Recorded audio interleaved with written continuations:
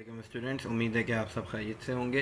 सबसे पहले तो बहुत बहुत मुबारकबाद कि आप सब माशाल्लाह अपनी नेक्स्ट क्लासेस में प्रमोट कर दिए गए। और ये टाइम था कि जिस क्लास में लोग प्रमोट होकर आए हैं उस क्लासेस की स्टडीज़ को कंटिन्यू किया जाता। लेकिन इस पेंडेमिक सिचुएशंस की वजह से आप सब जानते हैं कि जेई ऑफ है, लेकिन फिर भी जेई के प्लेटफॉर्म से हम सब टीचर्स ने ये डिसीजन लिया कि बच्चों को जो है बेनिफिट पहुँचाया जाए, और तभी ये डिस्टेंस लर्निंग प्रोग्राम यानी कि ऑनलाइन क्लासेस का आगाज़ किया गया। तो अब जब आप लोग नेक्स्ट क्लासेस में आ गए हैं तो आप सबके लिए जानने के लिए बहुत ज़रूरी है कि जिस क्लासेस में आप लोग हैं और नेक्स्ट ईयर जिन क्लासेस के पेपर्स में अपेयर होना है तो उन पेपर्स का पैटर्न आपको पता हो। तो आप सब जानते हैं कि मैट्रिक लेवल पर जो है वो पेपर पैटर्न कुछ और था और फर्स्ट ईयर लेवल पर कुछ और होता है, ठीक है। लेकिन जो लोग फर्स्ट ईयर सेकेंड ईयर में आए हैं उनके लिए पैटर्न सेम है। उन्होंने फर्स्ट ईयर में भी जाना था कि पेपर पैटर्न कैसे होता है और टाइम मैनेज कैसे किया जाता है, लेकिन चूँकि बात पुरानी हो गई, ज़ाहिर है भूल गए होंगे, तो बेहतर है कि रिव्यू किया जाए, ठीक है। तो चलते हैं आगे, देखते हैं कि भाई पेपर पैटर्न कैसा होता है और टाइम मैनेज कैसे किया। जब भी पेपर देते हैं आपको बात पता है कि हमेशा कोई भी पेपर, चाहे वो फिज़िक्स हो मैथ्स हो, हमेशा 3 सेक्शंस पे जो है वो डिपेंड करता है, ठीक है।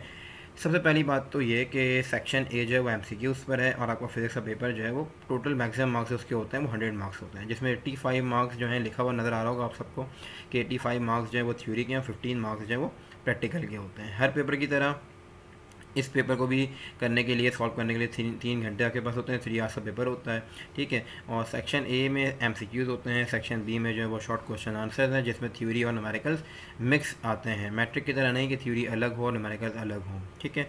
फर्स्ट ईयर में भी ऐसा ही है और सेकेंड ईयर में भी ऐसा ही है। और सेक्शन सी में जो है वो डिटेल क्वेश्चन आंसर यानी कि लॉन्ग क्वेश्चन आंसर होते हैं। तो सबसे पहली बात कि सेक्शन ए को सॉल्व करने के लिए आपके पास टाइम कितना होता है और कितने एमसीक्यूज़ होते हैं। तो आइए चलते हैं, देखते हैं कि सेक्शन ए में कितना। तो सेक्शन ए में आपके पास 17 एमसीक्यूज़ हैं, और इन 17 एमसीक्यू को सॉल्व करने के लिए बोर्ड की तरफ से टाइम रिस्ट्रिक्ट होता है कि 20 मिनट्स जो है आपको दिए जाते हैं। इसके बाद आपसे एमसीक्यूज़ पेपर वापस ले लिया जाता है। अच्छा, बहुत से बच्चे गलती करते हैं कि उसी जो आपको क्वेश्चन पेपर दिया गया उसी के अंदर क्या करते हैं, टिक मार्क कर देते हैं। ऐसा नहीं करना होता। जो आंसर शीट होती है, आंसर कॉपी आपकी होती है, उसके फ्रंट पेज के ऊपर ही आपने तमाम एमसीक्यूज़ के आंसर्स लिखने होते हैं, ठीक है। अब बोर्ड के पेपर में एमसीक्यूज़ में ABCD नहीं लिखा हुआ होता, स्टारिक बना हुआ होता है, स्टार बना हुआ होता है, ठीक है ना। अच्छा, अब क्या हुआ कि जो उसका ऑप्शन है, लेट सपोज पहला एमसीक्यू है, उसका ऑप्शन है वेलोसिटी, तो आप नंबर 1 लिखकर उसके आगे रोमन में नंबर 1 लिखेंगे और उसके आगे वेलोसिटी लिख देंगे। नंबर 2 का ऑप्शन है फॉर एग्जांपल मोमेंटम, तो नंबर 2 रोमन में लिख के उसके आगे मोमेंटम लिख देंगे। जो पहला पेज होता है जिस पे आपने अपना नाम वगैरह लिखा होता है, उसके बाद वाला पेज जो है, ठीक है, उसके बाद वाले पेज में ये सारे आप एमसीक्यूज़ लाइन से 2 कॉलम बना के लिखना चाहें 2 कॉलम बना के लिख लें, या फिर जो है सिंपल सीधा मतलब लाइन से लिखना चाहें लाइन से लिख लें। 20 मिनट्स में आपको 17 एमसीक्यू सॉल्व करने हैं हर सूरत। इसके बाद आप रोते रहिए, इन्विजिलेटर के आगे वो आपको जो है पेपर नहीं करने देगा, ठीक है।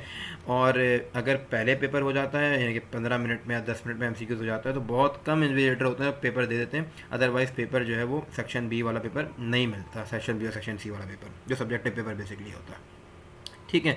तो ये लाजिम बात याद रखिएगा कि आपने ये 20 मिनट्स में एमसीक्यूज़ किस तरह करना है मैंने बता दिया।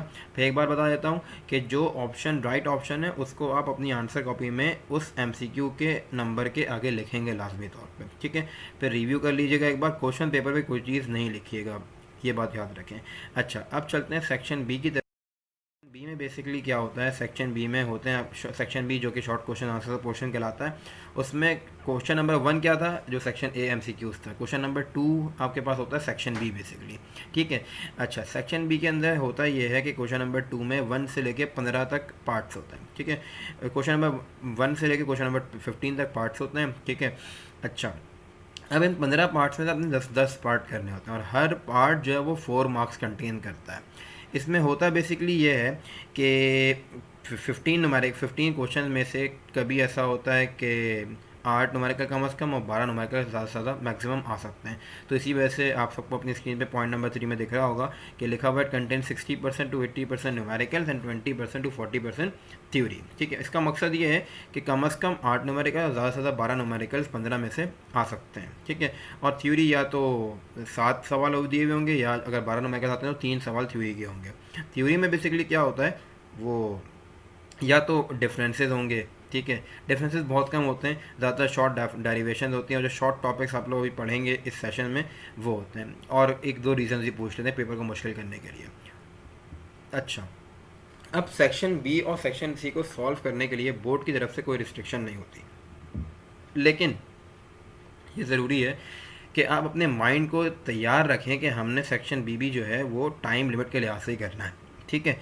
अच्छा, अब कैसे टाइम लिमिट किया जाए, कैसे सोचा जाए कि कैसे मैनेज करना है, ठीक है। तो अब करेंगे क्या, फॉर एग्जांपल जैसे पार्ट नंबर 1 करना है, तो पार्ट नंबर 1 की हेडिंग डाली आपने, ऊपर लिखा आंसर नंबर 1, ब्रैकेट में रोमन नंबर 1 लिख दिया, नीचे से आप शुरू हो गए आंसर लिखना। अब वो न्यूमेरिकल है तो ज़ाहिर है आप डाटा बनाएंगे, रिक्वायर लिखेंगे, सोल्यूशन लिखेंगे, लेकिन अगर कोई थ्योरेटिकल सवाल है तो आप उसका आंसर लिखना शुरू हो जाएंगे, ठीक है। लेकिन ये ख्याल रहे कोई भी न्यूमेरिकल या भी कोई भी थ्योरेटिकल आंसर सॉल्व करने से पहले कि हमने ये सवाल लाजमी तौर पे जो है वो 7 मिनट्स के अंदर ख़त्म कर लेना है। क्यों? क्योंकि आपने टाइम मैनेज लाजमी तौर पे करके लेके चलना है, वरना होगा क्या, पेपर पूरा नहीं होगा, ठीक है। अब जब 3 घंटे का पेपर था, 3 घंटे में से 180 मिनट्स मतलब यानी कि 20 मिनट तो आपने निकाल दिए किसके, MCQs के। यूँ समझिए कि आपका पेपर अब हो गया 2 आवर्स 40 मिनट्स यानी कि 160 मिनट्स का रह गया, ठीक है। और ये सेक्शन भी है 40 मार्क्स का। वो क्यों है 40 मार्क्स का? क्योंकि एक सवाल था 4 नंबर का, 10 सवाल अटैम्प्ट करने, तो 4 को 10 से मल्टीप्लाई करवा लीजिए, 40 मार्क्स का सेक्शन बी बनता है। अच्छा, अब करना कैसे सेक्शन बी वो देखिए, साफ साफ हेडिंग लिखी हुई आ रही है आपके पास कि how to manage your time for section B. आप सब जानते हैं, लिखा हुआ पीछे वाली स्लाइड में देख कर आए कि जनाब आपने 10 पार्ट जो है वो अटैम्प्ट करने थे, ठीक है। अब क्या कि एक पार्ट कितने मिनट में करना है, 7 मिनट्स में करना है, लास्ट स्लाइड में बताया, और यहाँ पे लिख भी दिया कि you have to complete your answer in 7 minutes. इस तरीके से 10 आपके पास पार्ट्स हैं, अगर 10 को मल्टीप्लाई करवाएं 7 से तो आपको आंसर क्या था, 70 मिनट्स, यानी कि 1 घंटे 10 मिनट के अंदर आपने लाजमी तौर पर सेक्शन बी कंप्लीट कर लेना है, वरना सेक्शन सी रह जाएगा, ठीक है। चूँकि मैट्रिक के लिहाज से फर्स्ट ईयर के जो लॉन्ग क्वेश्चन हैं वो काफ़ी बड़े होते हैं, ठीक है। और दिमाग अगर प्रैक्टिस अच्छी नहीं है, और अगर प्रैक्टिस अच्छी है भी तो फिर भी आपको दिमाग चलाना पड़ता है, ठीक है। अच्छा, अब क्या हुआ कि जब तक आप सेक्शन बी को टाइम के अंदर पूरा नहीं करेंगे, उसको सेक्शन सी भी टाइम में पूरा नहीं कर सकते, ठीक है। अब 70 मिनट्स आपके लग गए किसके अंदर, सेक्शन बी के अंदर। 20 मिनट्स आपने लगाए MCQs में, पेपर वापस दे दिया आपको। 20 मिनट के बाद सेक्शन बी यानी कि सब्जेक्टिव पेपर मिला, ठीक है। फिर सेक्शन बी आपने करना शुरू किया। अच्छा, कोशिश ये कीजिएगा कि जितने भी न्यूमेरिकल्स आएँ सब आपको आते हों, ज़ाहिर है हम प्रैक्टिस करेंगे, पास पेपर्स करेंगे, ठीक है। तो आपको सारे के सारे न्यूमेरिकल्स आने चाहिए। उससे फ़ायदा क्या होगा कि न्यूमेरिकल जल्दी हो जाते हैं as compared to theoretical question, ठीक है।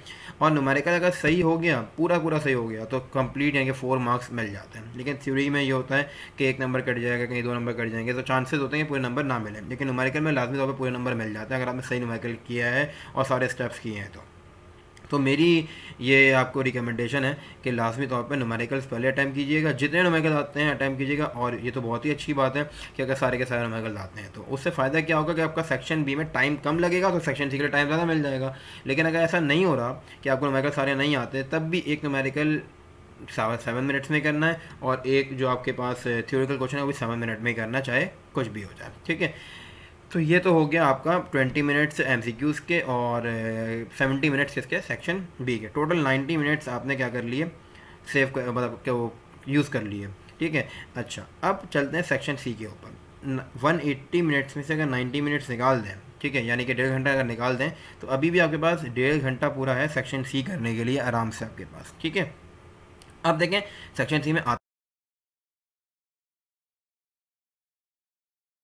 और 5 होते हैं। क्वेश्चन नंबर 1 सेक्शन ए में था, क्वेश्चन नंबर 2 जो है वो सेक्शन बी में था जिसके 15 पार्ट्स थे, ठीक है, पीछे आप देख कर आए। और सेक्शन सी में जो कि लॉन्ग क्वेश्चन आंसर का पोर्शन कहलाता है और टोटल 28 मार्क्स का होता है, ठीक है। इसमें question number 3, question number 4, question number 5 होते हैं, और हर क्वेश्चन के जो है वो 2 पार्ट्स हैं, ए बी करके, ठीक है। और आपने करने कितने हैं इसमें से सवाल, 2 सवाल करने होते हैं, या तो आप क्वेश्चन नंबर 3, 4 कर लें, या 3, 5 कर लें, या 4, 5 कर लें, जो आपको आता हो। बहुत से बच्चे होशियार बनते हैं, वो क्या करते हैं क्वेश्चन नंबर 3 का पार्ट ए की या 5 का बी कर ले। तो ऐसा हरगिज़ नहीं करना, जिस सवाल का पार्ट ए कर रहे हैं उसी का पार्ट बी करेंगे। अगर क्वेश्चन 3 का पार्ट ए करने हैं तो आपने क्वेश्चन 3 का ही पार्ट बी भी करना है, ठीक है। तो इस तरीके से 4 पार्ट्स टोटल हो जाएंगे आपके पास। अगर क्वेश्चन 3 और 4 अटैम्प्ट किया है तो 3 का ए बी और 4 का ए बी, 4 पार्ट्स आपके पास हो गए। ठीक है, एक पार्ट जो है यहाँ पर होता है 7 मार्क्स का। ठीक है, तो एक क्वेश्चन कितने का हो गया टोटल, जाहिर है 14 मार्क्स का हो गया। ठीक है, अच्छा इसमें आता क्या है, इसमें आते हैं डिटेल टॉपिक्स। कोई बहुत बड़ा प्रोसेस है अगर तो वो आएगा, कोई बहुत लॉन्ग नोट है तो वो आ जाएंगे। मोस्टली डेरिवेशंस आती हैं फर्स्ट ईयर में भी और सेकंड ईयर में भी।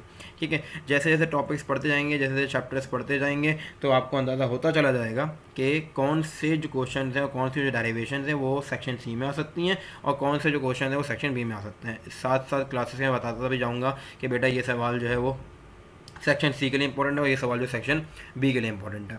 ठीक है, तो उस वक्त हम ये बात याद रखेंगे सेक्शन बी में सवाल कौन से आने वाले हैं और सेक्शन सी में सवाल कौन से आने वाले हैं। ठीक है, अच्छा अब सिमिलरली सेक्शन बी की तरह सेक्शन सी में भी बोर्ड की तरफ से कोई टाइम रिस्ट्रिक्शन नहीं होती, लेकिन आप अपने जहन में ये बात रखेंगे कि हमने सेक्शन बी और सेक्शन ए की तरह ये भी हमने सेक्शन सी जो है टाइम लिमिट के साथ साथ पूरा सॉल्व करना है।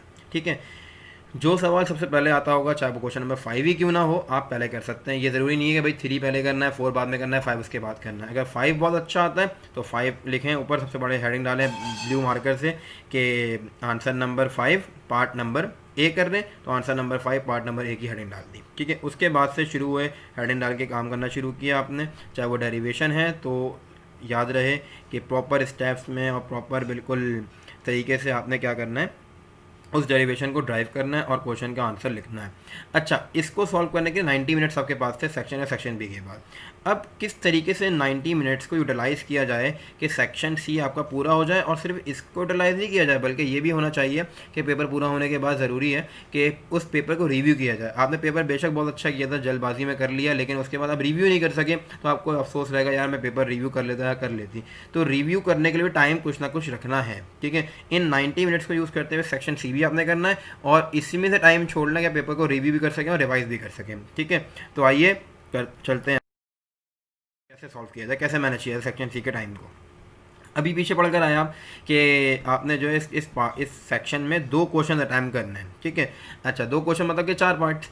अब ज़रूरी है आपके लिए, लाजिम है कि जनाब आपने एक पार्ट जो है वो लाजमन 20 मिनट्स में कंप्लीट कर लेना है। 4 पार्ट से यानी कि 2 सवाल थे, तो जब एक पार्ट 20 मिनट्स में हो जाएगा तो ख़ुद ब खुद क्या होगा कि 4 पार्ट जो वो 80 मिनट्स में हो जाएंगे। ठीक है, पूरी फर्स्ट ईयर के अंदर, मैं फर्स्ट ईयर की बात कर रहा हूँ, पूरी फर्स्ट ईयर के अंदर सिर्फ एक सवाल ऐसा है जो चैप्टर 9 में आप पढ़ेंगे, जब पढ़ेंगे बताऊंगा आपको मैं, वो बच्चों से 20 मिनट्स में नहीं होता, काफ़ी शॉर्ट करने के बावजूद भी। उस सवाल के अलावा सारे लॉन्ग क्वेश्चन अगर प्रैक्टिस अच्छी है, याद अच्छा हुआ है, तो 20 मिनट्स क्या 15 मिनट्स में भी हो जाएगा। ठीक है, और यही सिलसिला सेकेंड ईयर के साथ भी है कि सेकेंड ईयर की कोई डेरिवेशन ऐसी नहीं है जो 20 मिनट्स में आपसे ना हो।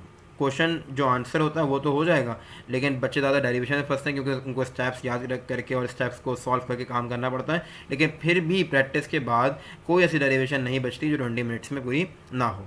तो 80 मिनट्स ये हो गए और 70 मिनट सेक्शन बी के हो गए, 20 मिनट सेक्शन ए के हो गए, सबको अगर प्लस करें तो 170 मिनट्स बन गए। ठीक है, अब सिर्फ आपके पास 3 घंटे में से 10 मिनट बाकी रह गए। इन 10 मिनट में आपने क्या करना है, तो आइए नेक्स्ट स्लाइड में देखते हैं। ये 10 मिनट जो आपने छोड़े थे 3 घंटे में से, उन 10 मिनट में आपने अपने आंसर शीट को प्रॉपर प्रेजेंट करना है, ताकि जब एग्जामिनर के पास जाए, चेकर के पास जाए, तो वो देख के खुश हो जाए, हाँ भाई बच्चे ने काम बहुत अच्छा किया हुआ है। ठीक है, ये नहीं कि पेपर पे कुछ भी लिख कर आ जाओ प्रेजेंटेशन के अंदर, नहीं, पेपर में भी सही लिखा हुआ हो और प्रेजेंटेशन भी अच्छी की हुई हो, तब जाके आपको जो है क्या होगा, मार्क्स अच्छे मिलेंगे।